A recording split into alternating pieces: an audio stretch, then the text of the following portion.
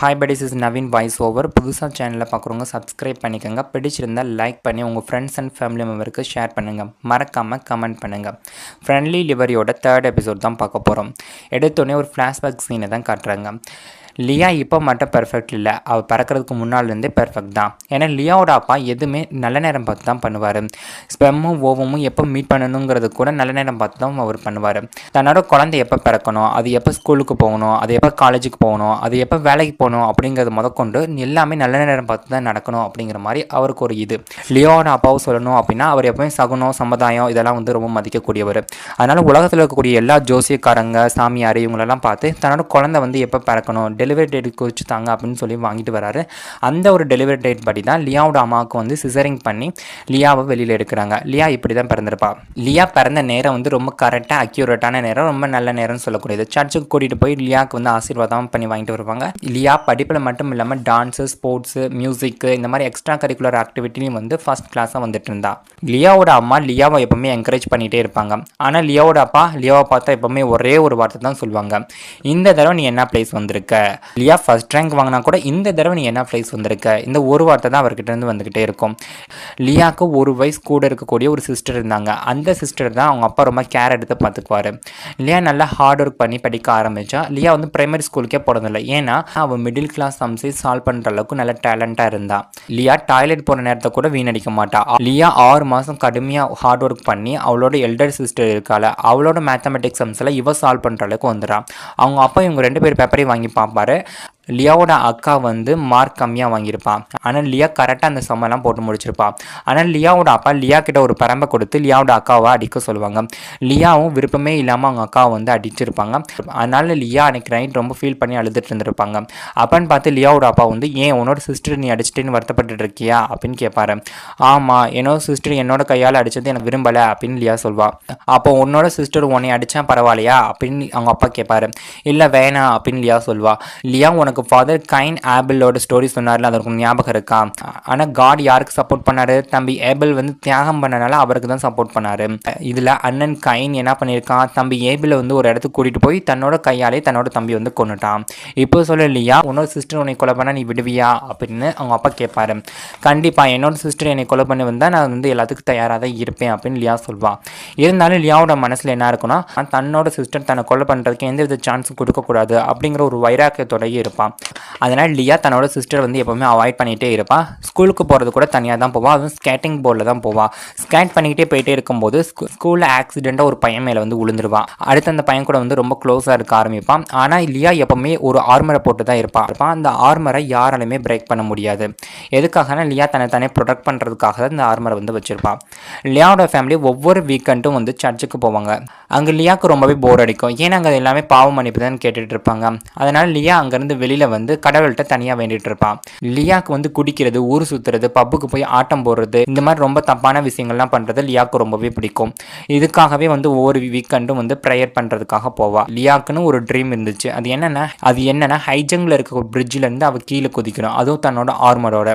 இவள் அதே மாதிரி அந்த பிரிட்ஜிலேருந்து கீழே குதிக்கிறா. ஆனால் இவள் தண்ணிக்குள்ளே மூழ்கி தண்ணியோட பாட்டம்குள்ளே போயிடுறா. ஏன்னா அந்த ஆர்மரோட வெயிட் ரொம்ப ஹெவியாக இருக்கும். அது யூஸ்ஃபுல்லாக தண்ணிக்குள்ளே யாராவது மூழ்கிட்டாங்கன்னா அவங்களுக்கு பிரீத் பண்ண முடியாது, ரொம்ப சஃபகேட் ஆவாங்க. ஆனால் இதுக்கு அகேன்ஸ்டாக லியாவால் நல்லா பிரீத் பண்ண முடியும். அவளுக்கு எந்தவித ப்ராப்ளம் இல்லாமல் நல்லா கம்ஃபர்டபுளாக ஃபீல் பண்ணுறான். அப்போ லியா தன்னோட அக்கா தன்னை கொன்றுவா அப்படிங்கிற ஒரு பயம் போயிடுது. தன்னோட சாபத்துலேருந்து தப்பிக்கிறதுக்கு ஒரு வழியும் கண்டுபிடிக்கிறா. இப்போ ப்ரெசென்ட்டில் சீலுகி ரொம்ப பயந்துக்கிட்டே அந்த டியூஷன் சென்டரோட டாப்பில் இருந்திருப்பாங்க. அங்கே லியா சீலுகி அங்கேருந்து ஹாஸ்பிட்டலுக்கு கூட்டிகிட்டு போவா. இவன் என்னோட ஃப்ரெண்டு தான், டீன் எங்கே இன்னும் வரலையான்னு லியா கேட்பான். இல்லை இன்னும் வரல அப்படின்னு சொல்லிட்டு லியாவை நல்லா செக் பண்ணி பார்த்துட்டு பல்செல்லாம் நார்மலாக தான் இருக்குது, இந்த டேப்லெட்டை சாப்பிடுங்க அப்படின்னு அவங்க டேப்லெட் எல்லாம் கொடுப்பாங்க. லியா அந்த டேப்லெட்டை வாங்கி சாப்பிட்டு சீலுகியை கூப்பிட்டுட்டு ரூம்குள்ளே போவா. லியா ஆக்சுவலி அந்த டேப்லெட்டை சாப்பிட்ருக்க மாட்டா போல, அந்த டேப்லெட்டை துப்பிடுவா. லியா போய் ஒரு கபோர்டை திறப்பா. அந்த கபோர்டுக்குள்ளே பூரா ஹை ஸ்கூல் யூனிஃபார்மாக இருக்கும். சீலுகி நீ என்னோட ரெக்வஸ்ட் ரிஜெக்ட் பண்ண மாட்டேன்னு நினைக்கிறேன்னு லியா சொல்வா. ஆமாம், நீ ஏன் என் மேலே கைண்டாக இருக்க நீ சொல்லு அப்படின்னு சீலுகி கேட்பா. ஃபர்ஸ்ட் நீ முதல்ல ட்ரெஸ் சேஞ்ச் பண்ணு, அப்புறம் அவங்ககிட்ட சொல்கிறேன்னு சொல்லிட்டு சீலுகியோட ஷர்ட் பட்டன்ஸில் லியா ஓப்பன் பண்ணிட்டு இருப்பான். அப்போ சீலுகி சிகரெட் வச்சு காயப்படுத்திருப்பாங்களா, அந்த தலைமை லியா பார்த்துருவா. இல்லை நானே ட்ரெஸ் சேஞ்ச் பண்ணிக்கிறேன் அப்படின்னு சொல்லிட்டு சீலுகி தன்னோட யூனிஃபார்ம் சேஞ்ச் பண்ணிட்டு நிற்பான். எப்படி என்னோட சைஸ் உனக்கு கரெக்டாக தெரியும் அப்படின்னு சீலுகி கேட்பான். நான் உன்னை ஹக் பண்ணலை, அதை வச்சு கண்டுபிடிச்சிட்டேன். நான் என்னோட ஷூவை உனக்கு கொடுக்கலான்னு தான் நினச்சேன், ஆனால் என்னோட பிராண்ட் ஷூவில் அதை யாராவது நோட் பண்ணிட்டாங்கன்னா வம்பா போயிரும்ல, அதனால தான் கொடுக்கல அப்படின்னு லியா சொல்வா. இப்போவும் நான் கேட்டதுக்கு நீ பதில் சொல்லவே இல்லையே, நீ ஏன் என் மேலே இவ்வளோ கைண்டாக இருக்குன்னு சொல்லுன்னு சீலுக்கி கேட்பான். ஏன்னா நீ ப்ரீவியஸ் ஸ்கூலில் வந்து டாப்பராக வந்திருக்க, எந்தவித டியூஷன் கிளாஸும் போகாமல் உன்னால் எப்படி வர வந்துச்சு, உன்னோட ஸ்டடி மெத்தட் எனக்கு சொல்லித்தரையா, அதுக்காக தான் உங்ககிட்ட போய் பழகிறேன் அப்படியா சொல்வா. என்னை பற்றி நீ ரொம்ப நல்லா தெரிஞ்சு வச்சிருக்க போல, நான் ரூரல் பிளேஸில் இருக்க ஸ்கூலில் தான் படிச்சுங்கிறனால அங்கே என்னோட ஸ்டடி மெத்தட் வந்து ஒர்க் அவுட் ஆச்சு, ஆனால் இங்கே டியூஷன் போகாமல் கண்டிப்பாக இதெல்லாம் ஒர்க் அவுட் ஆகாது அப்படி சீலுக்கி சொல்வா. நீ ஏன் கான்ஃபிடென்ஸும் இல்லாமல் பேசுகிறேன், நான் படிக்கிற டியூஷன் சென்டரோட பேப்பர் காப்பியை வந்து உனக்கு ஒன்று போட்டு கொடுக்குறேன், நீ உன்னோட மெத்தட் படி இது எப்படி படிக்கணும்னு எனக்கு சொல்லிக் கொடு அப்படின்னு இவங்க 2 பேர் பேசிட்டு இருப்பாங்க. அப்பன்னு பார்த்து யாரோ வர மாதிரி சவுண்டு கேட்கும். உடனே லியாவும் ஷீலுக்கியும் கபோர்டுக்குள்ளே போய் ஒளிஞ்சுக்குவாங்க. யாருன்னு பார்த்தா ஷியோவும் ஈலிங்கி தான் அங்கே வந்திருப்பாங்க. ஏன் தான் லியா அந்த பட்டிக்காடு கூடயே சுற்றிட்டு அலையிறாளோ தெரியல அப்படின்னு ஷியோ சொல்வா. லியாக்கு என்னப்பா காசு அவங்க அப்பா தண்ணி மாதிரி செலவழிக்கிறாரு, அதனால அவள் ஜாலியாக தான் இருப்பான். சீலுக்கியை பற்றி உனக்கு ஒன்று தெரியுமா அப்படின்னு ஷீலிங் வந்து சொல்ல வருவா. கபோர்டுக்குள்ளே இருக்க லியா வந்து சீலுக்கியோட காதை மூடிக்குவா. சீலுக்கி செகண்ட் சேனலுக்கு பிறந்தவளா, அவளை கொண்டு போய் அனாதாரசத்தில் விட்டாங்களா, அங்கே தான் அவள் வளர்ந்தாளா. இப்போ அவளோட அம்மாவாக இருக்கவங்க ரொம்ப யங்காக இருக்காங்க, அவங்களோட அப்பா இப்போ ரீசெண்டாக தான் இறந்துட்டாங்க அப்படின்னு ஈலிங் சொல்வா. இந்த மாதிரி இருக்கிறவங்களெல்லாம் நான் ஹிஸ்டாரிக்கல் ட்ராமாவில் தான் பார்த்துருக்கேன், ஆனால் ஃபஸ்ட் டைம் இப்போ தான் நேரில் பார்க்குறேன்னு ஷியோ சொல்லுவாங்க. அது மட்டும் இல்லை, சீலுக்கி முன்னாடி படிச்சுட்டு இருந்தாலும் அந்த ஸ்கூலில் ட்ராகிங் தாங்க முடியாமல் தான் இந்த ஸ்கூலுக்கு ட்ரான்ஸ்ஃபர் ஆகி வந்திருக்காளான்னு ஈலிங் சொல்வா. நீ இதை போய் லியா முன்னாடி சொல்லிடாத, அவள் ரொம்ப கோவப்பட போகிறா அப்படின்னு ஷியோ சொல்வா. நான் போய் இதை சொல்வேனா அப்படின்னு ஈலிங் பேசிகிட்டு இருப்பாங்க. அப்பான்னு பார்த்து சீலுக்கியோட ஃபோனுக்கு நோட்டிஃபிகேஷன் வரும். அந்த சவுண்டு வெளியில் இருக்கக்கூடிய ஷியோவுக்கு ஈலிங்க்கு கேட்டுரும். அவங்க 2 பேரும் ஃபோன் இல்லைங்கிறத கன்ஃபார்ம் பண்ணிடுவாங்க. கபோர்ட்லேருந்து சவுண்டு வருது போல் அப்படிங்க கபோர்டு வந்து டவுட்டாகவே பார்த்துட்ருப்பாங்க. உடனே லியா நான் ஃபஸ்ட் ஃப்ளோரில் உங்களுக்காக காஃபி சாப்பிட்றதுக்காக வெயிட் பண்ணிகிட்ருக்கேன் வாங்க அப்படின்னு டெக்ஸ்ட் பண்ணியிருப்பான். இந்த மெசேஜை பார்த்தோன்னே ஷியோவும் ஈலிங்கும் அங்கேருந்து போயிடுவாங்க. இவங்க இங்கிட்டு போனால் லியா சீலுக்கியை லிஃப்ட்டுக்குள்ளே விட்டுட்டு நீ அவங்கள மீட் பண்ணுறது சரியாக இருக்காது, நாளைக்கு நம்ம ஸ்கூலில் மீட் பண்ணலாம் அப்படின்னு லியா சொல்வா. சீலுக்கி கொரியன் யூனிவர்சிட்டியோட கீச்செயின் இருக்கும்ல, அதை லியா கிட்ட கொடுத்துட்டு அங்கேருந்து போயிடுவா. சீலுக்கி லிஃப்ட்டை விட்டு வெளியில் வந்து பார்த்தா ஒரு லேடி வந்து அழுதுட்டு இருப்பாங்க. புனல் நடக்கிற இடம் வழியாக தான் சீலுக்கி வந்துட்டு இருப்பா. அப்பான்னு பார்த்து சீலுக்கியோட ஷோல்டர் மேலே யாரோ கை வைக்கிற மாதிரி இருக்கும். உன்னோட பேக் வந்து ஒழுங்காக க்ளோஸ் ஆகாமல் இருக்கு பாரு, அதை க்ளோஸ் பண்ணிட்டு போ அப்படின்னு சொல்லுவார். சீலுக்கி சரின்னு சொல்லிட்டு அங்கேருந்து போயிடுவா. இந்த சைட் டீச்சர் கிளாஸ் நடத்திட்டு இருப்பாங்க. ஷியோ நீ டிபார்ட்மெண்ட் மாற போறியாமே அப்படின்னு டீச்சர் கேட்பாங்க. ஆமாம், மெடிக்கலுக்கு இப்போ மவுஸ் போயிடுச்சு, அதனால் நான் இன்ஜினியரிங் டிபார்ட்மெண்ட் மாற போகிறேன் அப்படின்னு ஷியோ சொல்லுவான். உனக்கு என்னப்பா, உன்னோட பேரண்ட்ஸ் லா டிபார்ட்மெண்ட்டில் இருக்காங்க, அதனால் உனக்கு நிறையா ஹெல்ப் பண்ணுவாங்க அப்படின்னு ஈலிங் சொல்லுவாள். ஆனால் உன்னால் இந்த செமஸ்டருக்கு கிளாஸோட ரெப்ரசன்டேட்டிவாக இருக்க முடியாதுன்னு லியா சொல்வா. ஏன் நீ அப்படி சொல்கிற அப்படின்னு ஷியோ கேட்பா. ஏன்னா இந்த தடவை மெடிக்கல் டிபார்ட்மெண்ட் ஸ்டூடெண்ட்க்கு தான் ரொம்ப இம்பார்ட்டன்ட் கொடுக்க போகிறாங்களாம், நீ தான் இன்ஜினியரிங் டிபார்ட்மெண்ட் மாற போறியே, அதனால் நீ ரெப்ரசன்டேட்டிவாக இருக்கிறதுக்கு தகுதி இல்லை அப்படின்னு லியா சொல்வான். ஷியோ லியா சொல்கிறது சரிதான், லியா தான் அடுத்த ரெப்ரசன்டேட்டிவாக ஆக போகிறான்னு சொல்லிட்டு டீச்சர் அங்கேருந்து போவாங்க. டீச்சர் ஒரு நிமிஷம் நில்லுங்க, ரெப்ரசன்டேட்டிவாக இருக்கிறதுக்கு ஒழுக்கமாக இருக்குமா இல்லை பாப்புலராக இருக்குமா, அதெல்லாம் தேவையில்லை தானே அப்படின்னு எல்லாம் பேசிகிட்டு இருப்பாங்க. கிளாஸ் முடிஞ்சோடனே 3 பேர் வெளியில் வருவாங்க. லியாவோட அப்பா காரை வச்சு வெயிட் பண்ணிட்டு இருப்பாரு. எல்லாரும் காரில் ஏறி வந்துட்டு இருப்பாங்க. ஷியோ உன்னோட முதுகு தண்டு வட்டத்தில் பெயின் இருந்துச்சுல, அது இப்போ எப்படிமா இருக்குது அப்படின்னு லியாவோட அப்பா கேட்பாரு. பரவாயில்ல அங்கிள், இவ்வளோ பிஸியாக இருந்தாலும் என்னை பற்றி வெரி பண்ணுறீங்க பாருங்கள், ரொம்ப தேங்க்ஸ் அப்படின்னு ஷியோ சொல்வா. உன்னோட எக்ஸாம் முடிகிற வரைக்குமாவது நீ சர்ஜரி பண்ணாமல் இருக்கணும், அதனால் நீ அப்பப்போ ஹாஸ்பிட்டலுக்கு வந்து செக் பண்ணிட்டு போகிறதா உனக்கு நல்லா இருக்கும் அப்படின்னு லியாவோட அப்பா சொல்வார். ஷியோ ஹை ஸ்கூலுக்கு வந்ததுலேருந்து அவளோட ஹேரை வாஷ் பண்ணுறாலோ இல்லையோ அங்கிள், உங்களோட பிரெயினை நல்லா வாஷ் பண்ணி வச்சிருக்கா அப்படின்னு ஈலிங் சொல்லுவாங்க. ஆமாம் ஈலிங், நீ எப்படி இருக்கா, ஹைட்ரோலிக் ஆசிட் எடுத்துக்கிட்டே ஏதாவது சைட் எஃபெக்ட் இருந்துச்சா அப்படின்னு லியாவோட அப்பா கேட்பாங்க. நீ மறுபடியும் இன்ஜெக்ஷன் எடுத்துக்கிட்டியா அப்படின்னு லியா கேட்பாங்க. அங்கிள் யாருமே அதை கண்டுபிடிக்கவே இல்லை, ரொம்ப தேங்க்ஸ் அங்கிள் அப்படின்னு ஈலிங் சொல்லிட்டு இருப்பாங்க. அங்கிள் காரை கொஞ்சம் ஓரமாக நிறுத்துங்க, நான் இறங்கிக்கிறேன் அப்படின்னு ஷியோ சொல்லுவாங்க. ஏமா நான் தான் உன்னை வீட்லேயே வந்து ட்ராப் பண்ணிடுவேனே அப்படின்னு லியாவோட அப்பா சொல்லுவாங்க. இல்லை அங்கிள், எனக்கு கொஞ்சம் பசிக்குது, நான் ஈலிங்கோட போய் அப்படியே சாப்பிட்டு அப்படியே வீட்டுக்கு போகிறேன் அப்படின்னு சொல்லவும் இவங்க 2 பேர்த்தையும் இறக்கி விட்டு அங்கேருந்து போயிடுவாங்க. ஆமாம், உனக்கு என்ன பைத்தியமா, இந்த நைட்டை போய் சாப்பிட்டு வெயிட் போட்டுற போகிற நீ அப்படின்னு ஈலிங் சொல்லுவாங்க.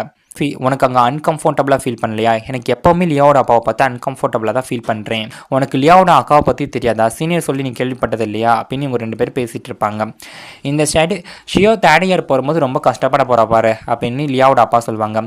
ஆனால் இப்போ அவள் இன்ஜினியர் டிபார்ட்மெண்ட்டுக்கு மாற போகிறாளே அப்படின்னு லியா சொல்வாள். டாக்டரோட கம்பேர் பண்ணுறப்ப இன்ஜினியருக்கு சேலரி கம்மி தான், ஆனால் நான் ரொம்ப ஸ்மார்ட்டு, கொரியன் யூனிவர்சிட்டியில் கிராஜுவேட் முடித்தேன், பேட்டன் வாங்கிட்டேன், ரொம்ப ஈஸியாக முடிஞ்சிச்சு அப்படின்னு லியாவோட அப்பா சொல்லுவார். ஆமாம், அவளுக்கு பேட்டன் வேணுங்கிற உங்களுக்கு எப்படி தெரியும் அப்படின்னு லியா கேட்பா. இன்ஜினியரிங் எடுத்து படித்தாலே அடுத்த பேட்டன் வாங்கி தானே ஆகணும். ஆமாம், உங்கள் ஸ்கூலில் நியூவாக ட்ரான்ஸ்ஃபர் ஸ்டூடெண்ட் ஒருத்தவங்க வந்திருக்காங்களாமே, அவங்க ரொம்ப நல்லா படிக்கிறாங்களாமே அப்படின்னு லியாவோட அப்பா கேட்பாருங்க. அவள் அந்த அளவுக்குன்னா ஒன்றும் ஸ்மார்ட் இல்லைன்னு லியா சொல்வா. ஆனால் முன்னாடி படிச்சுட்டு இருந்த ஸ்கூலில் அவள் தான் டாப்பராமே அப்படின்னு லியாவோட அப்பா கேட்பாங்க. கண்டிப்பாக அவள் எனக்கு காம்படிட்டராக வர மாட்டான், நீங்கள் ஒன்றும் கவலைப்படாதீங்க அப்படின்னு லியா பேசிகிட்டு இருப்பாங்க. இந்த சைடு ஷியோவும் ஈலிங்கும் பஸ் ஸ்டாப்புக்கு வந்து உட்காந்துருப்பாங்க. என்னாலலாம் பஸ்லலாம் வர முடியாது, எனக்கு கால் வலிக்குது அப்படின்னு ஈலிங் சொல்லுவாங்க. அப்போ ஒன்றும் டிரைவரை கார் எடுத்துகிட்டு வர சொல்ல வேண்டியதானடி அப்படின்னு ஷியோ சொல்லுவாங்க. இப்போ மணி என்ன ஆகுது, அவனே டியூட்டி முடிச்சுட்டு நேரம் வீட்டுக்கு போயிருப்பேன், யாரும் வரமாட்டாங்க அப்படின்னு இவங்க 2 பேரும் பேசிகிட்டு இருப்பாங்க. அப்பான்னு பார்த்து ஒருத்தர் ஸ்கூட்டரில் வந்து ஹாரன் அடித்து கார்டை எடுத்து நீட்டி கூப்பிடுவான். உடனே ஷியோ போய் அந்த கார்டை வாங்கி பார்ப்பாங்க. இனி என்னென்ன நினச்சிட்டு இருக்கேன் எங்கள் 2 பேத்தையும் பற்றி அப்படின்னு ஷியோ கடுப்பாக கத்துவாங்க. உனக்கு ஒன்று இந்த கார்டை கொடுக்கல, அந்த பொண்ணுக்கு தான் அதை கொடுத்து அப்படின்னு ஈலிங்க கை காட்டுவான். என்னடி நடக்குது இங்கே, அவன் உன்னை ரூமுக்கு கூப்பிட்றாண்டி அப்படின்னு ஷியோ சொல்லுவாங்க. ஆனால் ஈலிங் பொண்ணு வந்து ஈனி இழிச்சிட்டு இருக்குமா, சரி உனக்காக கால் வரும் அது வரைக்கும் வெயிட் பண்ணிட்டு அப்படின்னு சொல்லிட்டு அவன் அங்கேருந்து போயிடுவான். ஏண்டி உனக்கு வெக்கமாவே இல்லையா, ஏன் இப்படி பல்ல காட்டிட்டு உட்காந்துருக்க அப்படின்னு ஷியோ கேட்பாங்க. இது ஒன்றும் எனக்கு ஃபர்ஸ்ட் டைம் ஒன்றும் கிடையாது, அழகாக இருக்க பொண்ணுங்களுக்கு தான் இந்த மாதிரி கார்டு வரும், உனக்கு யாராவது இந்த மாதிரி கார்டு கொடுத்துருக்காங்களா, இல்லைல்ல கொரியாவில் யார் ரொம்ப அழகாக லுக்காக இருக்காங்களோ அவங்களுக்கு தான் இந்த 10% கார்டு கிடைக்கும், எனக்கு இப்போ அது கிடைச்சிருக்கு, நான் ரொம்ப லக்கி அப்படின்னு இவங்க 2 பேரும் பேசிகிட்டு இருப்பாங்க. அப்பன்னு பார்த்து ஒரு லக்ஸரி காரில் ஒருத்தர் வருவான். அதான் ஈலிங்க ஹை ஸ்கூலில் ஒருத்தன் லக்ஸரி காரில் வந்து ட்ராப் பண்ணியிருப்பானே அவன் தான் வந்திருப்பான். அவங்க கூட ஈலிங் அங்கேருந்து போயிடுவாங்க. இந்த சைடு லியா சிகரெட் ஸ்மோக் பண்ணிட்டு இருப்பான். அப்புறம் ரூமுக்கு வந்து ஒரு பாக்ஸை ஓப்பன் பண்ணுவான். அதில் பார்த்தா ஒரு பிரேஸ்லெட் இருக்கும், அது கூடவே கொரியன் யூனிவர்சிட்டியோட கீ செயின் இருக்கும். சீலிக்கு கொடுத்தாலும் அதுவும் இதுவும் அப்படி டிட்டோவாக இருக்கும். இந்த சைடு ஈலிங் தன்னோட வீட்டுக்கு வந்து வெயிட் எல்லாம் செக் பண்ணிட்டு நல்லா எக்ஸசைஸ் பண்ணிட்டு இருப்பா. இந்த சைடு ஷியோ மெடிக்கல் டிபார்ட்மெண்ட் புக்கெல்லாம் எடுத்துட்டு இன்ஜினியரிங் டிபார்ட்மெண்ட் புக்கெல்லாம் ரீப்ளேஸ் பண்ணிட்டு இருப்பான். அப்பன்னு பார்த்து ஷியோட முதுகு தண்டுவடத்தில் நல்ல வலி ஏற்பட ஆரம்பிக்கும். உடனே டேப்லெட் போட்டுட்டு இருப்பான். இந்த சைடு சீலுகி ஹாஸ்பிட்டலில் ஃபுனல் சைடில் வந்துட்டு இருக்கும்போது யாரோ ஒருத்தவங்க பேக் வந்து செக் பண்ணி பார்த்துருப்பாமான்னு சொல்லியிருப்பாங்களா, அதே வந்து நினச்சிட்டு இருப்பான். அது வேறு யாருமே இல்லை, லியாவோட அப்பா தான். ஆக்சுவலி இந்த லியாவோட அப்பா தான் சீலுகியோட அப்பாவுக்கு வந்து ட்ரீட்மெண்ட் பார்த்துருப்பாங்க. நாங்கள் எங்களால் முடிஞ்ச அளவுக்கு ட்ரை பண்ணி பார்த்துட்டோம், அவர் கோமாக்கு போனனால எங்களால் காப்பாற்ற முடியல அப்படின்னு அவங்க அம்மா கிட்ட வந்து சொல்லிட்டு வந்திருப்பாங்க. அப்பான்னு பார்த்து இவங்க ஸ்டெப் மதர் வந்து மயக்கம் போட்டு விழுந்துருவாங்க. சீலுகி லியாவோட அப்பாவே ஃபாலோ பண்ணிட்டே போயிட்டு இருப்பாங்க. அப்பான்னு பார்த்து லியா அங்கே வந்துட்டு அப்பா அப்படின்னு பேசிட்டு இருப்பாங்க. இதை பார்க்கவும் சீலுகி வந்து கொஞ்சம் எமோஷனலாக ஃபீல் ஆயிரும். ஏன்னா சீலுகி தன்னோட அப்பாவை பார்த்தது 13 வயசுல, அதுவும் இறந்து போன நிலைமையில தான் பார்த்துருக்கான். இதனால சீலுகி தனக்குன்னு ஒரு ஃபேமிலி இல்லையே அப்படிங்கிற மாதிரி ரொம்ப ஃபீல் பண்ணிட்டு இருப்பான். இப்போ ப்ரெசென்ட்டில் சீலுகி வந்து படிக்கலான்னு புக்ஸ்லாம் எடுத்து வைப்பாங்க, ஆனால் கான்சன்ட்ரேஷன் பண்ண முடியாது. அந்த ட்ரக்கை எடுத்துக்க ஆரம்பிப்பாங்க. ட்ரக்கை எடுத்ததுக்கப்புறம் தான் சீலுகி நல்லா கான்சன்ட்ரேஷன் பண்ணி படிக்க ஆரம்பிப்பான். அடுத்த நாள் காலையில் சீலுகி கிளாஸ் ரூமுக்கு வருவா.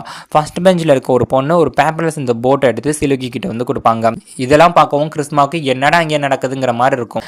டீச்சர் கிளாஸ் ரூமுக்கு வந்தோடனே நீலிமா நேற்று கிளாஸுக்கு வரல, அதனால் அவருக்கு 3 பாயிண்ட் லெஸ் பண்ணியாச்சு, அவளால் எக்ஸாம் அட்டன் பண்ண முடியாது. அப்புறம் ரெப்ரசன்டேட்டிவ்க்கு வந்து நாங்கள் ஆட்கள் வந்து செலக்ட் பண்ணுறோம், யார் யார் அதுக்கு வந்து நேம் கொடுக்கணுமோ வந்து கொடுங்க அப்படின்னு டீச்சர் சொல்லுவாங்க. சீலுகி தன்னோட புக்ஸ் எல்லாம் பேக் பண்ணிவிட்டு லியா கிட்ட போய் நான் அவன் பக்கத்தில் உட்காந்துக்கிட்டோமான்னு கேட்பாங்க. இதை பார்க்கவும் அங்கே கிளாஸ் ரூமில் இருக்க எல்லாருக்கும் வந்து ஷாக்காக இருக்கும். நம்மளோட அனதர் சேனலில் கில் மை சீன்ஸ் அப்படிங்கிற ஒரு ஹிஸ்டாரிக்கல் ட்ராமா வந்து ஓடிட்டுருக்கு. உங்களுக்கு பிடிச்சிருந்துச்சு அப்படின்னா அந்த ட்ராமாவை பார்த்து சப்போர்ட் பண்ணுங்கள். அந்த ட்ராமாவோட லிங்க்கை ஃபர்ஸ்ட் கமெண்ட்டில் பின் பண்ணி வைக்கிறேன். அடுத்து என்ன நடக்க போகுதுங்கிறத அடுத்த எபிசோடை பார்த்து தெரிஞ்சுக்கலாம். நான் எக்ஸ்பிளைன் பண்ணது உங்களுக்கு பிடிச்சிருந்துச்சுன்னா மறக்காமல் நம்ம சேனலை சப்ஸ்கிரைப் பண்ணுங்கள், லைக் பண்ணி உங்கள் ஃப்ரெண்ட்ஸ் அண்ட் ஃபேமிலி மெம்பருக்கு ஷேர் பண்ணுங்கள், மறக்காமல் கமெண்ட் செக்ஷனில் கமெண்ட் பண்ணுங்கள். தேங்க்யூ ஃபார் யுவர் வாட்சிங்.